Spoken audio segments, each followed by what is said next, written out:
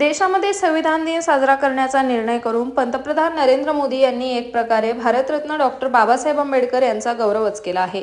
विरोधकांकडे आज कोणतेही मुद्दे राहिलेले नाहीत, त्यामुळे संविधान बदलाची भाषा करून दिशाभूल करण्याचा प्रयत्न सुरू आहे। लोकशाही नव्हे तर विरोधकांचे अस्तित्व धोक्यात आले असल्याची टीका पालकमंत्री राधाकृष्ण विखे पाटील यांनी केली।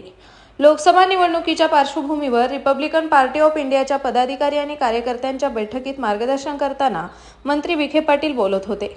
पक्षाचे संपर्क प्रमुख श्रीकांत भालेराव, जिल्हाध्यक्ष संजय भैलुमे, महिला जिल्हाध्यक्ष जयाताई गायकवाड, शहर जिल्हाध्यक्ष अनाप पाटोळे, युवक जिल्हाध्यक्ष अमित काळे, उत्तर महाराष्ट्राचे सचिव अजय साळवे यांच्यासह सर्व तालुका अध्यक्ष या प्रसंगी उपस्थित होते।